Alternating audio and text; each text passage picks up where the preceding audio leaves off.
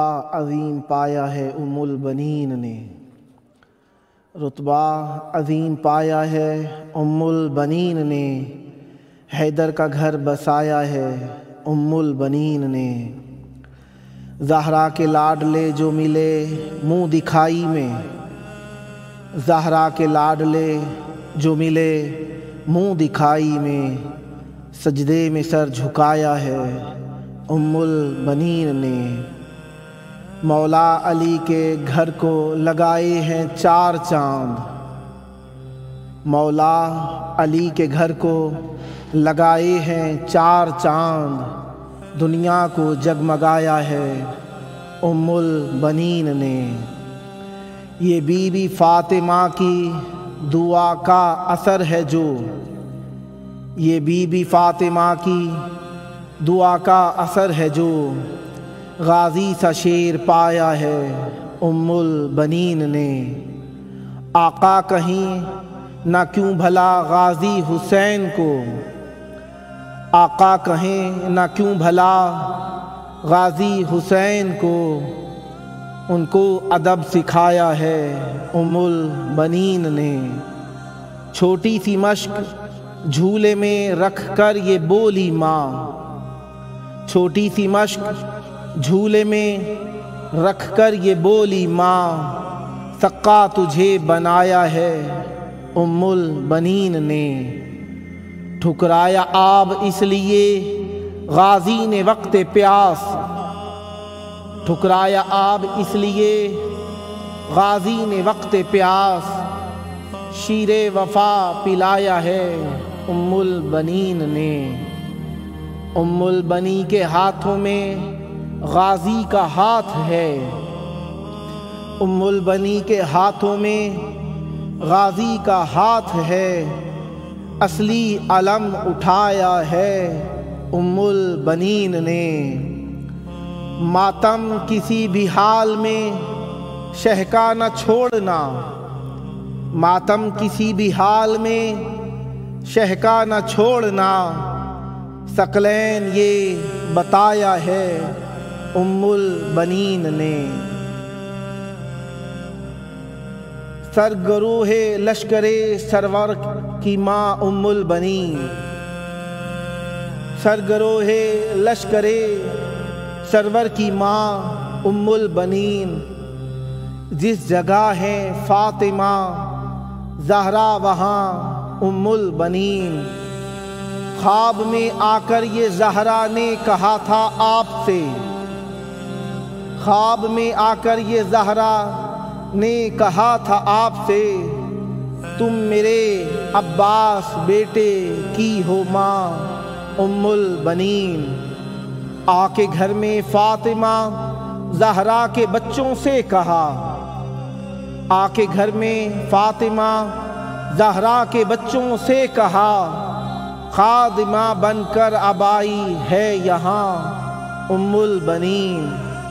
بس یہ جذبے دیکھ کر حیدر نے بچوں سے کہا، بس یہ جذبے دیکھ کر حیدر نے بچوں سے کہا، آج سے تم سب پکارو ان کو ماں ام البنین۔ زینب و کلثوم بھی اور شبر و شبیر بھی، زینب و کلثوم بھی اور شبر و شبیر بھی، بعد زہرا آپ کو کہتے تھے ماں ام البنین۔ آج بھی جا کر بقیہ میں یہ منظر دیکھ لو، آج بھی جا کر بقی میں یہ منظر دیکھ لو، ہے جہاں دہلیز زہرا ہے وہاں ام البنین، ہے جہاں دہلیز زہرا ہے وہاں ام البنین۔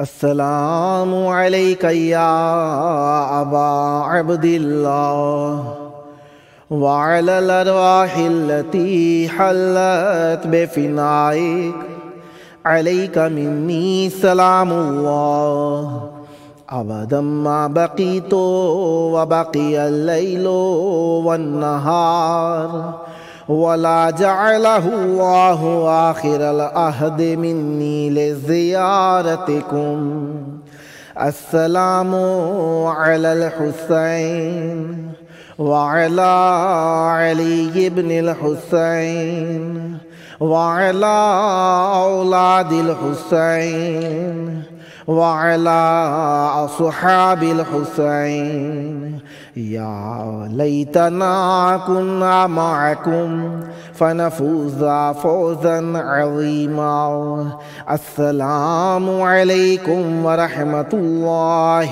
وبركاته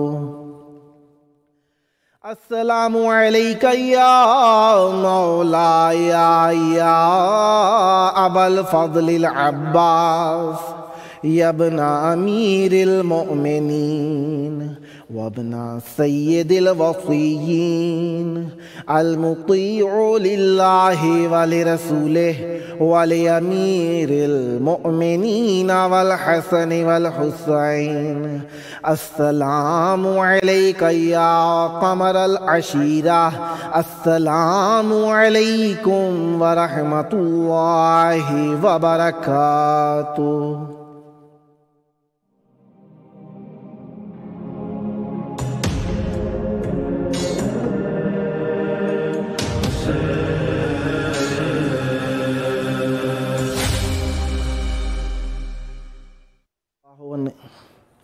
حسبنا اللہ ونعم الوکیل نعم المولا ونعم النصیر ما شاء اللہ لا حول ولا قوة الا باللہ العلی العظیم اعوذ باللہ السمیع العلیم من ہمزات الشیاطین واعوذ باللہ ان یحضرون ان اللہ هو السمیع العلیم بسم اللہ الرحمن الرحیم الحمد للہ الذی نور قلوبنا بمعرفة الزہرا واجلى عیوننا ببکاء علی الزہرا ثم الصلاة والسلام على أبي الزهراء وعلى بعل الزهراء وعلى أبناء الزهراء وعلى بنات الزهراء وعلى شيعة الزهراء واللعنة الدائمة على أعداء الزهراء من يومنا هذا إلى يوم لقاء الزهراء أما بعد وقال إله الزهراء بسم الله الرحمن الرحيم إنما يريد الله ليذهب عنكم الرجس أهل البيت ويطهركم تطهيرا صدق الله العلي العظيم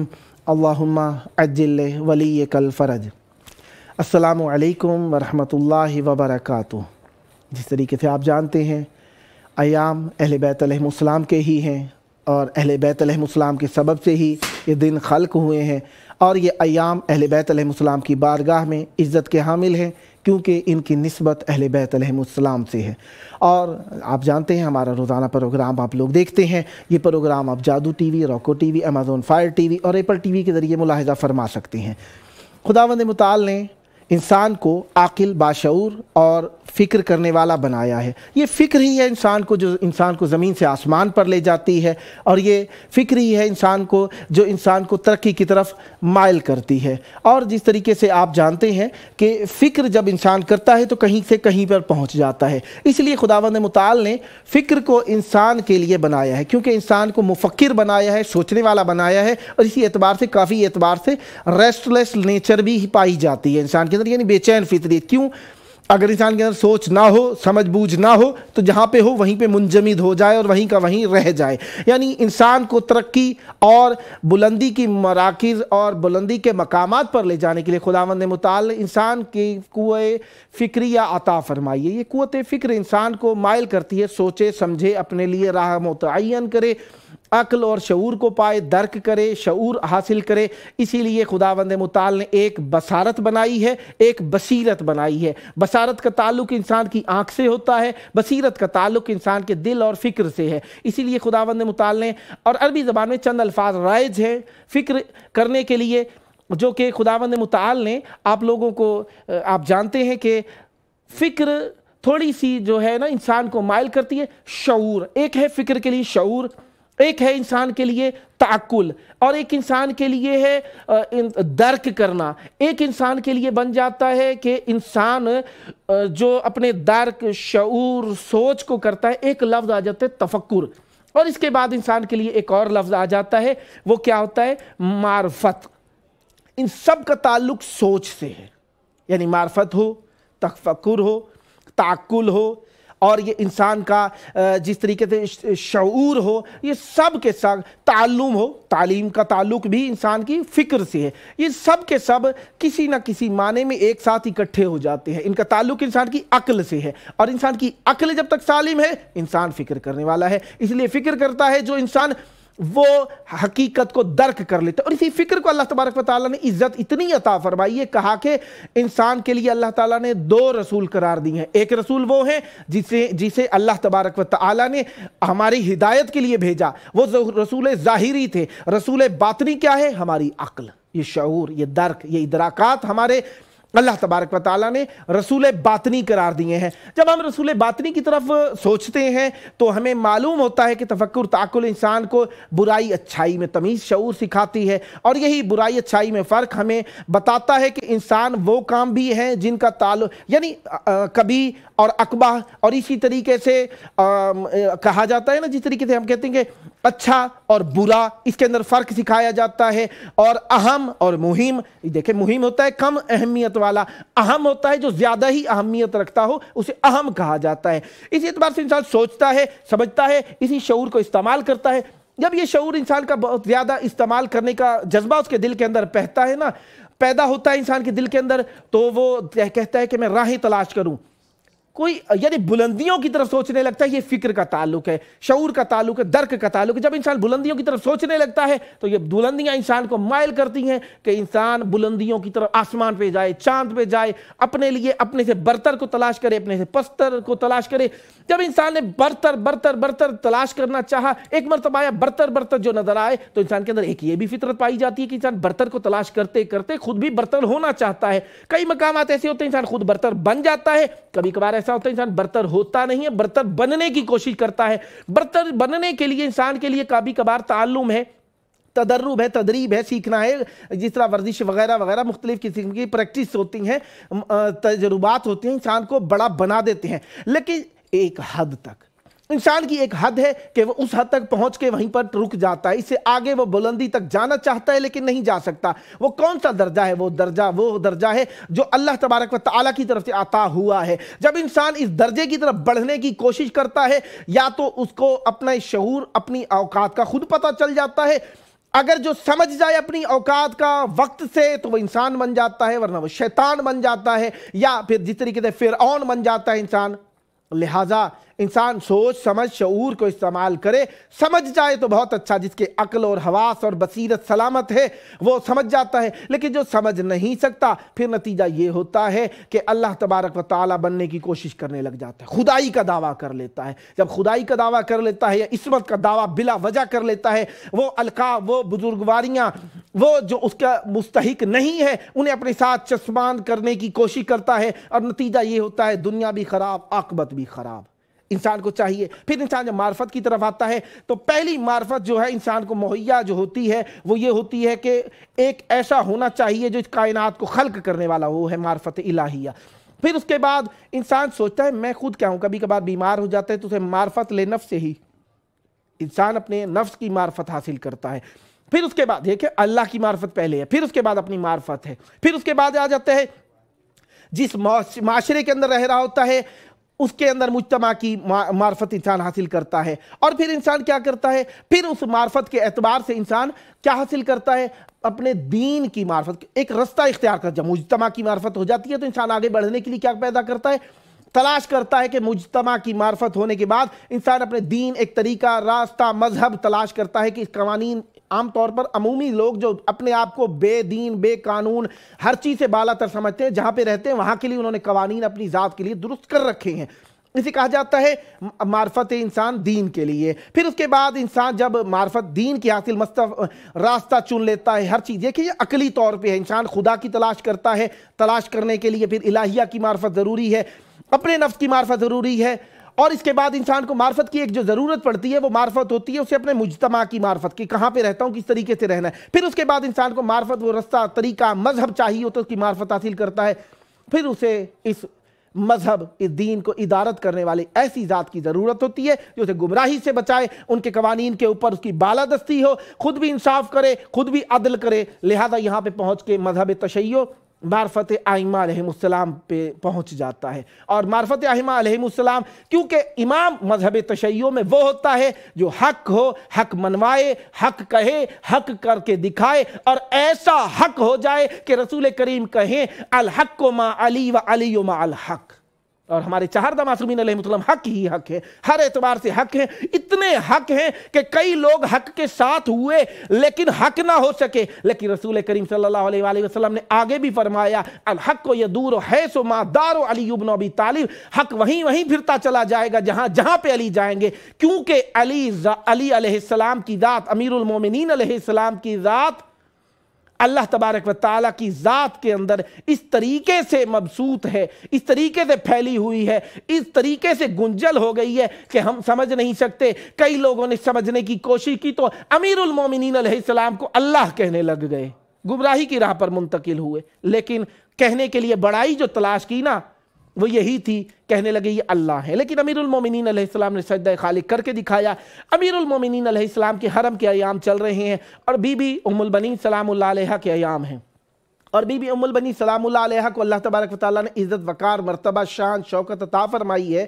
اب جو علماء کہتے ہیں کہ بی بی ام البنین سلام اللہ علیہ کی بزرگواری کے لیے یہی بس کہ بی بی ام البنین سلام اللہ علیہ کی وفا کے لیے یہی بس کہ بی بی ام البنین سلام اللہ علیہ خالق وفا کی مربیہ ہیں، یعنی وفا کو فروغ دینے والے ابو الفضل علیہ السلام ان کی بھی مربیہ ہیں، یعنی ابو الفضل مولا عباس علیہ السلام کو بھی وفا کا درس جس گود سے ملا ہے وہ جناب ام البنین سلام اللہ علیہ ہیں۔ اور بی بی ام البنین سلام اللہ علیہ کو اللہ تبارک و تعالیٰ نے وہ شان، وہ شوکت، وہ عزت عطا فرمائی ہے۔ جب امیر المومنین علیہ السلام نے جناب عقیل علیہ السلام کو جناب ام البنین سلام اللہ علیہ کا رشتہ طلب کرنے کے لیے ان کے والد کے پاس بھیجا، جن کا نام تاریخ کے اندر حزام لکھا ہے۔ حزام لوگ خزام بھی پڑھتے ہیں، خزام نہیں ہے یہ لفظ، حزام ہے، زے سے لکھا ہوا ہے۔ حزام یعنی کمر بند، کمر بند کے معنی میں قوی کرنے والے، مضبوط کرنے والے، حفاظت کرنے والے کے معنی میں استعمال ہوتا ہے۔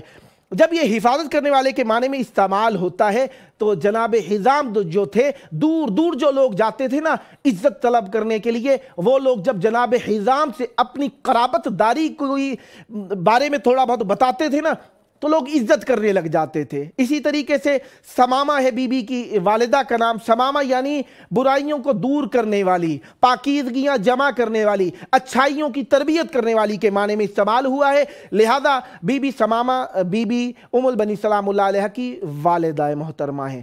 اب بات پہنچی یہاں پر کہ امیر المومنین علیہ السلام نے رشتہ طلب کرنے کے لیے بھیجا، جناب عقیل علیہ السلام کو جو مولا علی علیہ السلام کے بھائی ہیں طلب کرنے کے لیے جو گئے تو وہاں پر 3 دن تک ان کی خوب خاطر مدارت کی گئی، کیونکہ تھوڑا دور تھا علاقہ جناب بنو کلاب کی رہائش کی جگہ، لہذا خوب خاطر مدارت کی گئی۔ اب وہ سمجھے کہ کوئی امر مہم ہے، جب امر مہم کی بات آئی تو کہنے لگے کہ میں جناب ام البنین سلام اللہ علیہ کا رشتہ طلب کرنے کے لیے آیا ہوں امیر المومنین علیہ السلام کے۔ جناب حزام بہت خوش ہوئے، پھولے نہیں سما رہے تھے، کہنے لگے میں گھر جا کر، میں راضی ہوں، میں گھر جا کر اپنی بیٹی سے پوچھ کر آتا ہوں۔ اب گھر جو پہنچے حالت کیا ہے کہ جناب ثمامہ خاتون اپنی بیٹی کے سر میں کنگھا کر رہی ہیں، سر میں کنگھا جو کر رہی ہیں، بیٹی ایک خواب سنا رہی ہیں، جناب حزام پیچھے سے سنا رہی ہیں اماں میں نے آج رات خواب دیکھا، میں نے خواب میں دیکھا ایک سب سے پہلے میرے سینے پر ایک چاند آیا، اور پھر میں نے دیکھا کہ 3 اس کے پیچھے پیچھے ستارے بھی آئے ہیں۔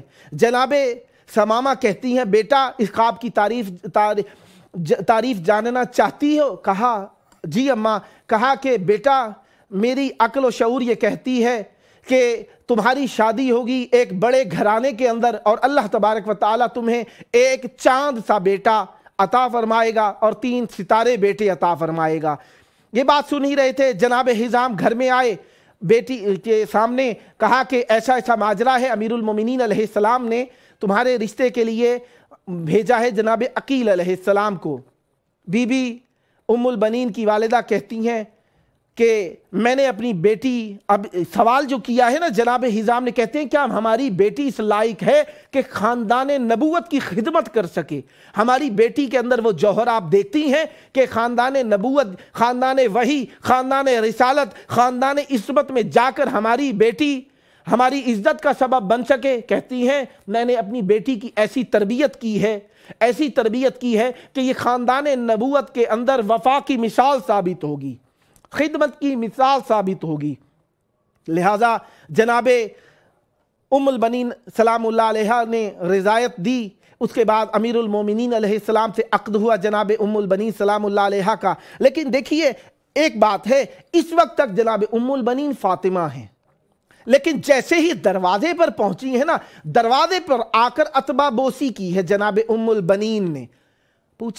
پوچھنے والے نے کہ یہ کیا کیا؟ کہتی ہیں یہ وہ مقام ہے جہاں پر آسمان سے ستارے اتر کے سجدے ریز ہوتے نظر آتے ہیں۔ ام البنین تو خادمہ ہے اس گھر کی، لہذا ام البنین سلام اللہ علیہ نے عتبہ بوسی کی ہے امیر المومنین علیہ السلام کے گھر کی، دہلیز رسالت کی، دہلیز وحی کی عتبہ بوسی کی ہے، اندر گئی ہے۔ اور لیکن ایک یہیں پہ رک کے بی بی ام البنین سلام اللہ علیہ نے، اچھا دیکھیں 2 تقاضے تھے۔ امیر المومنین علیہ السلام نے بھی تقاضا کیا تھا ایسی مجھے زوجہ چاہیے جس سے ایسا بیٹا آئے جو میرے بیٹے کی خدمت کرے کربلا میں۔ اور بی بی ام البنین سلام اللہ، دیکھیں عقبہ کی طرف نگاہ ہے، یہ ہے عقل، یہ ہے شعور، یہ ہے معرفت۔ اور بی بی ام البنین سلام اللہ علیہ نے دیکھا ہے کہ زمین و آسمان کے شہنشاہ امیر المومنین علیہ السلام مانگتی کیا ہیں؟ کہتی ہیں کہ امیر المومنین اے مولائے کل، مولائے 2 جہاں، مجھے ایک ہی چیز آپ سے چاہیے، اور وہ کیا چیز چاہیے؟ فرماتی ہیں کہ مجھے آج کے بعد فاطمہ کہہ کر نہ پکاریے گا۔ کہتے ہیں سبب؟ کہتی ہیں پتہ ہے مولا کو، لیکن اظہار کرنا چاہتی ہیں۔ کہا کہ میں نہیں چاہتی کہ میرا نام آپ پکاریں فاطمہ اور حسنین شریفین علیہم السلام اپنی ماں کی یاد میں گریا کریں، لہٰذا میں نہیں چاہتی کہ آپ مجھے جناب فاطمہ کے نام سے پکاریں۔ امیر المومنین علیہ السلام نے یہ وفا کا جوہر دیکھا تو اس مقام پہ امیر المومنین علیہ السلام نے ام البنین کا لقب عطا فرمایا ہے۔ اور یہ امیر المومنین کا ام البنین کا لقب اس طریقے سے مشہور ہوا کہ دنیا بی بی ام البنین سلام اللہ علیہ کا نام بھول گئی اور ام البنین یہ یاد رکھتے ہیں۔ جہاں پہ فاطمہ لقب آیا رسول کی دختر کا نام آ جاتا ہے، جہاں پر ام البنین آیا یہ جناب عباس علیہ السلام کی ماں کا نام ذہن میں آ جاتا ہے۔ اور یہ بی بی ام البنین اتنی عزتوں کی مالک ہیں، جسے بیٹا طلب کرنا ہو بی بی ام البنین سلام اللہ علیہ کی نظر کرتا ہے، جسے جو مشکل پیش آ جائے بی بی ام البنین سلام اللہ علیہ کا ذکر کرتا ہے۔ اب رخصتی ہو گئی ہے کربلا سے، کربلا کے لیے اہل بیت رسول کی بی بی ام البنین کے لیے بے چینی ہے، اضطراب ہے۔ یقیناً مدینے میں بی بی ام البنین کے لیے کربلا بن گئی۔ اب دیکھیں جس کے 4 بیٹے ہوں، شوہر ہو، بھرا گھر ہو، پورا محلہ ہی خالی ہو جائے، خوف کی حالت میں اس ماں کی کیا حالت ہوتی ہے۔ لیکن یہ ماں ام البنین ہے، یہ شیر کی ماں ہے۔ اس ماں نے دل پہ نہیں لیا، صبح و شام رسول کے روضے پر جا کر دعا مانگتی ہیں۔ میں نے سنا تھا امیر المومنین کہتے تھے، فرمایا کرتے تھے حسین جب جائے گا نا کربلا واپس نہیں آئے گا۔ امام حسین علیہ السلام کے لیے دعا مانگتی ہیں، راتوں کو تڑپ کے اٹھ جاتی ہیں، یا اللہ حسین کی خیر ہو، حسین کی خیر ہو۔ دن رات دعائیں مانگ رہی ہیں۔ ایک مرتبہ 10 محرم کی سو رہی ہیں، اچانک جو नींद आंख बंद हुई, बीबी उम्मे सलमा गिरिया और बुका करती हुई आ गई। कहती हैं कि रसूल ने फरमाया था ये मिट्टी खून बन जाएगी, आज मैं देख रही हूं ये मिट्टी खून बन गई है, मुझे लगता है हुसैन इस दुनिया में नहीं रहे। बीबी उम्मुल बनीन ने वो गिरिया बुका किया, वो गिरिया बुका किया कि मदीने की गलियां याद करेंगी उस गिरिया बुका को। बीबी उम्मुल बनीन ने महल्ला बनी हाशिम में पहला जलूस निकाला है। कभी अब्बास के दर पर जाती हैं, कभी औन के दर पर जाती हैं, कभी अब्दुल्ला के दर पर जाती हैं, कभी जाफर के दर पर जाती हैं, मातम करती हैं कहाँ हो, हुसैन कैसे हैं। मौला हुसैन के दर पर जाती हैं और जनाबे सुगरा को मिलाकर साथ में गिरिया बुका करती हैं। अब बीबी उम्मुल बनीन ने मातमदारी की बुनियाद रसूल के बाद जो रखी है ना, इमाम हुसैन के बाद मदीने में लोगों को इमाम हुसैन के नोहे याद करा के रख दिए हैं। बीबी उम्मुल बनीन दिन रात गिरिया करती हैं। एक मर्तबा ऐलान हुआ मदीने के अंदर, या अहला यस्रिब ला मुकाम लकुम अला कद कुतिल अल हुसैन अतशाना। बशीर इब्ने जज़लम ने आकर मदीना में जो ऐलान किया कि ए अहले यस्रब, ए अहले मदीना, तुम्हारा मदीना लुट गया, मदीना की बहार लुट गई, हुसैन शहीद हो गए। अभी उम्मुल बनीन को पता नहीं है, वो ऐलान करते फिर रहे हैं कि एक मर्तबा उम्मुल बनीन सामने आ गई। कहती हैं बशीर को मालूम है यही उम्मुल बनीन आई है, जलालत कद्र आश्कार थी। कहती हैं ए बीबी, आपको आपके बेटे जाफर का पुरसा हो। कहती हैं मुझे हुसैन का बताओ। कहते हैं आपको आपके बेटे औन का पुरसा हो। कहती हैं मुझे हुसैन का बताओ। कहती हैं कि ए उम्मुल बनीन, आपको आपके बेटों का पुरसा हो, आपको आपके बेटे अब्बास का पुरसा हो। कहती हैं मुझे हुसैन का बताओ। कहती हैं बीबी आपके हुसैन करबला में शहीद हो गए। कहती हैं अब ए बशीर, कद कताता नियाता कल्बी, तूने मेरे सीने को चाक करके रख दिया है। जो भी दुनिया के अंदर है हुसैन पे कुर्बान हो जाए।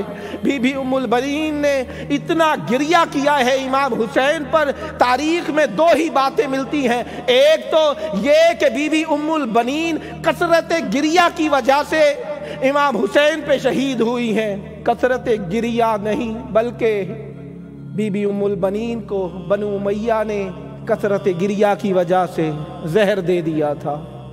अला लानतुल्लाहि अलल कौमि ज़ालिमीन व सयअलमुल लज़ीना ज़लमू अय्य मुनक़लबी यनक़लिबून। अल्लाहुम्मा अज्जिल वलियकल फ़रज।